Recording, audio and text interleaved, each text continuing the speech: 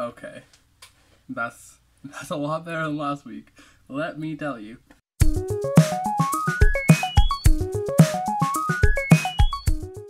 Alright, so last week I got a lot better feedback than I thought I would on my first ever YouTube video. I have a personal YouTube channel where I upload like school projects or just little creative things I've done, but most of the videos are private and I just watch them for learning purposes and just some practice.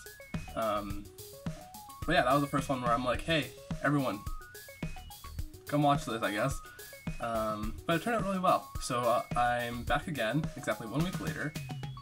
So I think I'm gonna start posting on Tuesdays because that's when I posted last week, and today's Tuesday, so Tuesday's a day. Anyways, let's get into this video. This video is gonna be short and sweet. It's going to be 3 pros to keeping crested geckos, whether you're a breeder or you like them as a pet. Here's 3 things you're gonna really find you'll enjoy with your crested gecko. So the first pro for me is they don't need that complicated of a setup.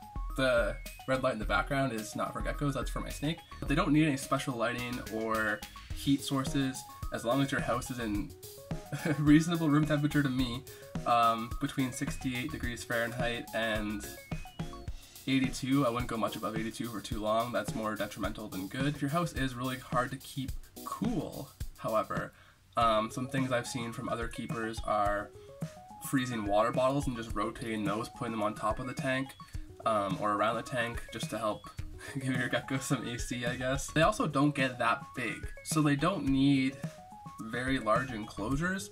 As an adult, you're probably looking at 18 by 18 by 24 inches as a forever home for your crested gecko. Obviously when they're smaller, they require smaller habitats, and it's better to go smaller when they're young. Otherwise they might have trouble finding food and water, and that's obviously going to lead to some other health implications. Alright, so for pro number 2, I'm going to go with, they just look cool, and they're cute little guys. Any crested gecko, I don't care if it's a wild type or has no pattern or has all the pattern in the world, if you look at their face, your heart's gonna melt. It's what happens. And then also to complement that, they come in a wide variety of patterns and colors, and I think there's still a lot to be tapped into when it comes to that. There's lots of breeders all over the world that are working hard to better the species, and you can see it. If you just look on Instagram, crested geckos are very diverse in pattern and color, and there's more and more popping up every year. So the third pro is their temperament. I've been bit once by a crested gecko, but I keep many of them and I've kept them for a while.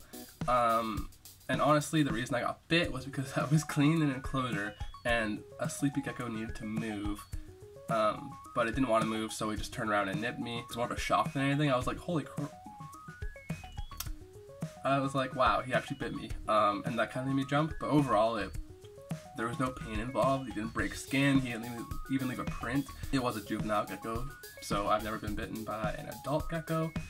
I imagine it would hurt a little bit more, but still unlikely to break skin. And obviously they're not venomous, so they're not really going to cause any physical harm to you.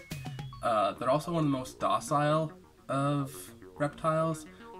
You can pick them up, and for the most part, most of them are just going to sit in one spot or maybe climb up on your shoulder because they like to go high. They're arboreal and they feel safe higher up. I did recently get a gecko featured in my last video. Every time I open the tank to mist or put food in, it threatens to drop its tail, but that's a defensive measure. It's not like a threat, like I'm going to bite.